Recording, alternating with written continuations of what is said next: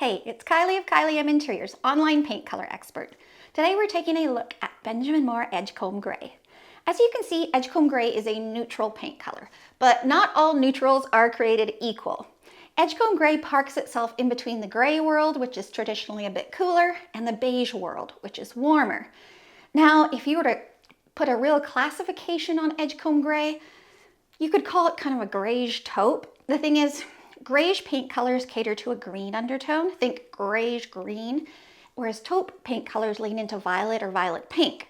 The really cool thing about Edgecomb Gray is it doesn't really commit to either. Now, the less committal a paint color is to an undertone, the more likely it is to lean a variety of ways. So if this were a color that catered to more green undertone, you'd have a hard time getting it to pick up pink. And the same goes for the other way around. Because Edgecomb Gray is so darn neutral and so non-committal, it can really flex into green or pink depending on who's looking at it, because your perception of a color is one of the most important things. What it's being compared to, the exposure of the room, so many things affect it. But I've used this color dozens upon dozens of times with my online color consulting clients, and most of the times it's pretty damn neutral. Now, Edgecomb Gray is a light depth paint color. We know that because of its LRV. It has an LRV of 63.09. That's light reflectance value. It tells you how light or dark a paint color is. If you don't know about LRV, click on this link, but finish this video first, then come back, click on this link, and your mind will be blown. It's awesome sauce. Now, if you were to put Edgecomb Gray in a dark room, a room with low light, it's gonna look a bit dingy. Colors like Edgecomb Gray and a lot of neutrals like this, they have a hard time coming to life without a lot of light. I would be careful of Edgecomb Gray in dark hallways, dark rooms, or let's say you have a north-facing room and it has low light, or you have an east-facing room and you find that afternoon light really drab and flat. Edgecomb Gray probably isn't going to help you out. It can do really well in north, east, southwest. It just needs an average or more amount of natural light for it to come to life. If you don't have that, you need to improve your interior lighting. Now, one of the best ways to pick a paint color is to compare it to other similar colors. The great thing, or maybe the not great thing about Edgecomb Gray is that it doesn't really have a great comparable. With many colors, I can go back and forth between Benjamin Moore and Sherwin-Williams and find some pretty close colors. Edgecomb Gray is really a creature unto itself. But when you're looking at Edgecomb Gray, you might say, oh, it's a bit warmer than I want. It's a bit too pink, green, dark, light, all those kind of things. In which case you need other colors to explore. When I'm sampling a paint color, I'm always using my sampleized peel and stick because it's cheaper than paint pots and it's actual paint.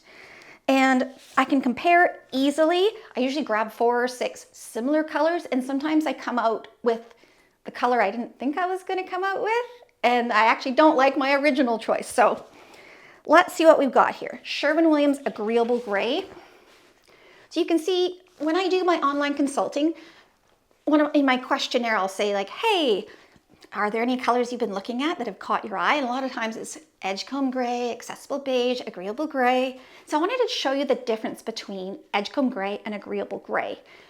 They could both kind of fall in the same kind of greige-taupe world, but as you can see, Edgecomb Gray has a lot more warmth in it. And compared to a color like Agreeable Gray, it almost seems a bit creamy.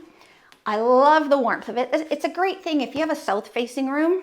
It's not so warm that it's going to be like golden beigey yellow. But in a north-facing room, that warmth really helps to add some coziness to the space without getting you into the beige and tan world. So that's Agreeable Gray and Edgecomb Gray. And I have videos on all these colors. I'm updating all my videos with new content and my blog. I've got hundreds of color reviews. Sherwin-Williams Egret White. Love Egret White. It's one of my new fave neutrals. Now here's where you might be able to see how Edgecomb Gray could pick up a tiny bit of a green undertone. And that's because we're comparing it to the degree of taupe in Egret White, because Egret White is a taupe. Super muted, super subtle, super badass. I love it. But seeing that difference, Egret White, its LRV is up around 70. So that shows you the difference between something around 63 going up to 70. Check it out. What else do we have? Ooh, Benjamin Moore Elmira White. This one's hit my radar more lately. A lot of people updating their 2000s homes. So super comparable, similar LRV, but as you can see, Elmira White has a little bit more beige in it, a little bit more pink in it, so it's a bit warmer. If you look at Edgecomb Gray, you're like, it's falling a bit flat for my finishes. I need a bit more warmth.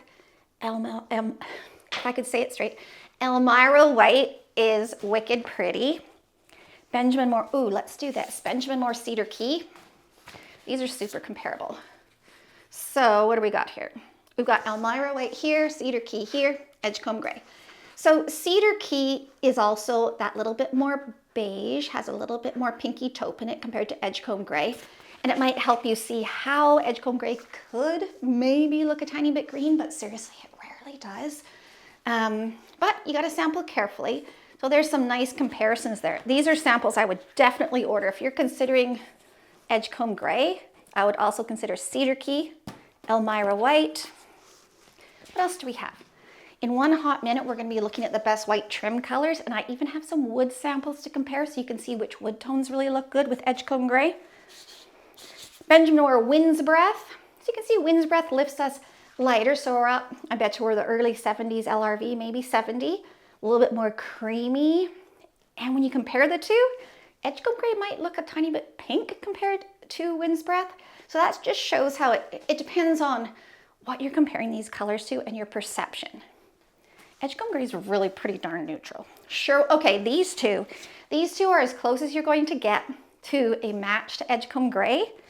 Sherwin-Williams Modern Gray. So as you can see, Modern Gray is a little bit more gray, a little bit more taupey, but it definitely has the same intentions. I would say it probably has the same LRV. It's a gorgeous color. I love it. But you can see that little bit more greige warmth in Edgecomb Gray. And Sherwin-Williams Natural Tan. Love it. I love a lot of colors, actually. Natural Tan.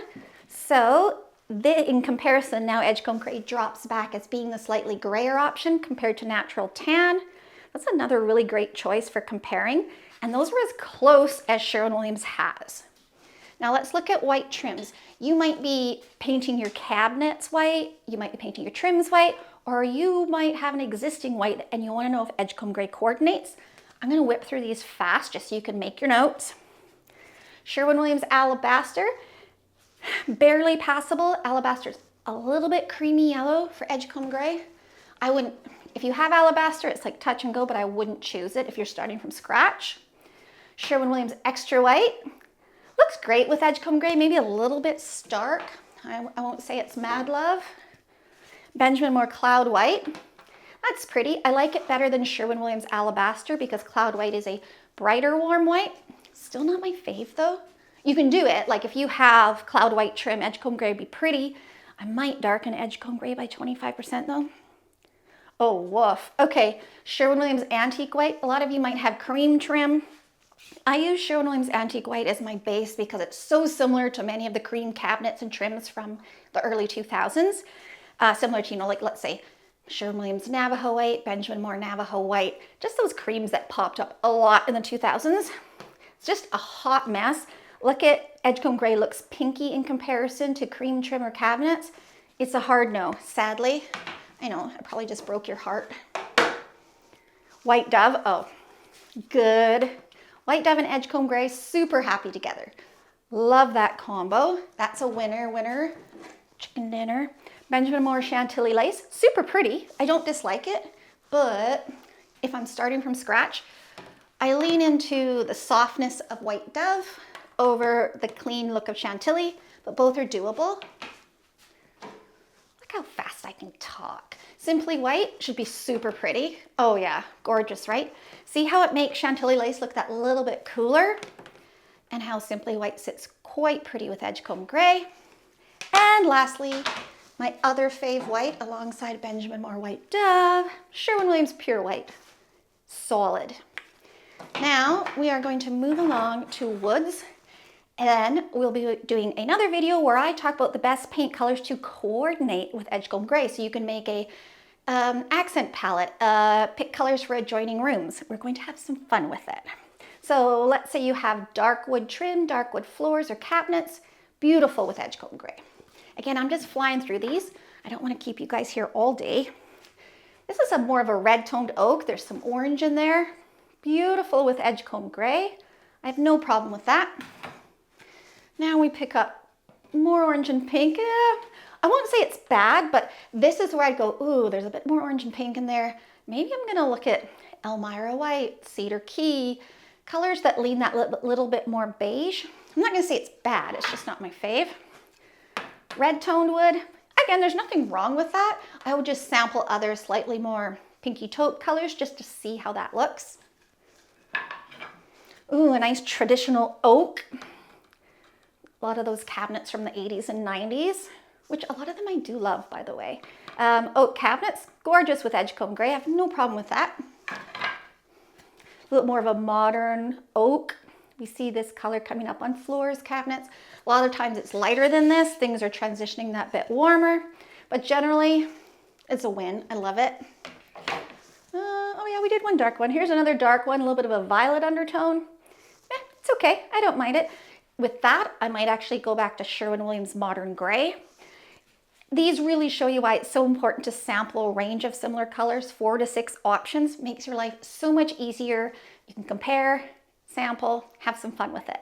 If you want to watch more, if you want to see the next video on Edgecomb Gray, please consider subscribing.